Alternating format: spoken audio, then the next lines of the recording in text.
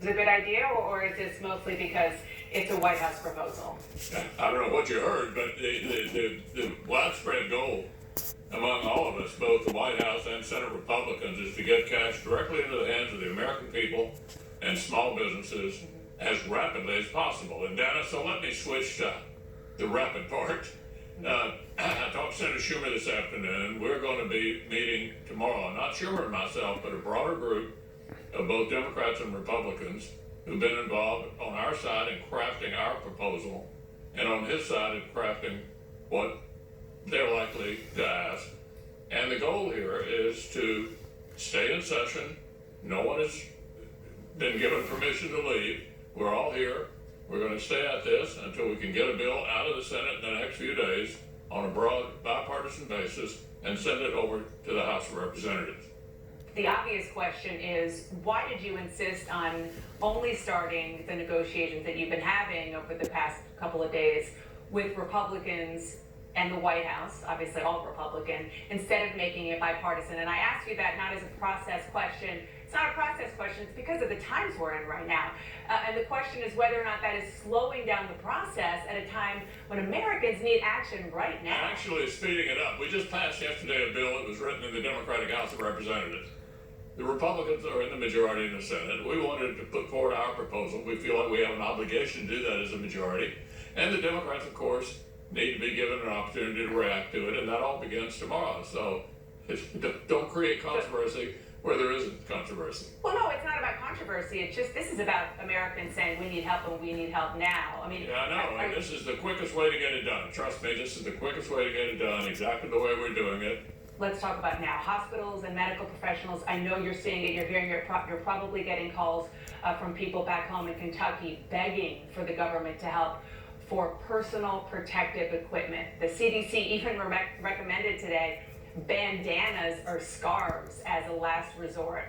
How could this happen in a country like this? Look, we're moving rapidly on all fronts to try to deal with the shortages where they exist. And the private sector across the board has been cooperating as well. This is a pandemic that we've never had before. This is a totally new experience, so there isn't a precedent you can look to. But we're moving as rapidly as we can to try to deal with all these shortcomings and to get help to the American people. That's why we're here, and we're trying to operate on a bipartisan basis to do that, and I think we'll succeed. I want you to put this in context. You were there on 9/11. I was too. I watched you. You were there during the financial meltdown in 2008. How does this compare to those events in terms of danger to Americans and also the congressional response required of you?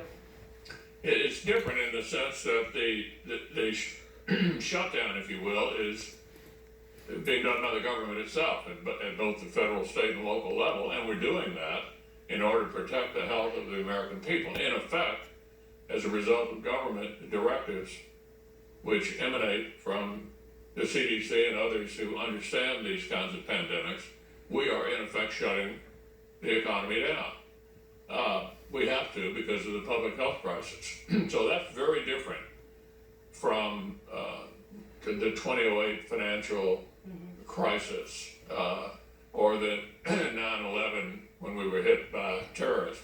It's a very different thing. And the key to this, clearly, is to get past this, to bend the curve, as Dr. Fauci continues to tell us, and that requires this kind of isolation that shuts down the economy. So it's our job to step in and to help people through what we hope will be a short-term shutdown of our economy. I know you know that Senators Dick Durbin on the Democratic side, Rob Portman on the Republican side, both spoke on the Senate floor today about bipartisan legislation that they have for senators to vote remotely. What's wrong with that? Well, I agree with Speaker Pelosi. We don't think going to remote voting is a good idea for the House or the Senate. We're dealing with it. We're having longer roll call votes. We're establishing social distancing just like everyone else. We can work around this without dramatically changing the way the Senate's operated for over 200 years. And then that was going to be my question. Why? I mean, what is the main reason why you're so opposed to it? I think I just told you. Just the institution? You don't want to change the institution right now? Not over something can be dealt with without changing the rules. We are dealing with it quite successfully without changing the rules. All right, our thanks to Dana Bash for that interview with Senate Majority Leader Mitch McConnell. We're going to be